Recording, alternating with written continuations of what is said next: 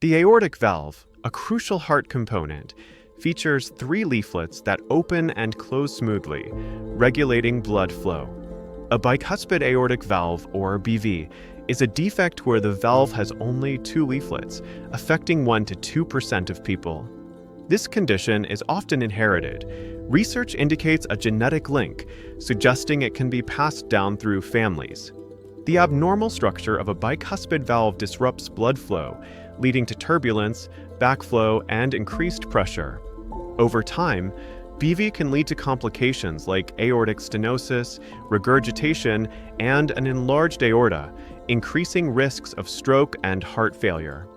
Many remain asymptomatic for years, but the valve can stiffen or leak, with symptoms often appearing in middle age. Treatment options range from valve repair or replacement via open heart surgery to minimally invasive procedures like TAVR. Early detection and monitoring are crucial for managing BV, allowing individuals to lead full, healthy lives.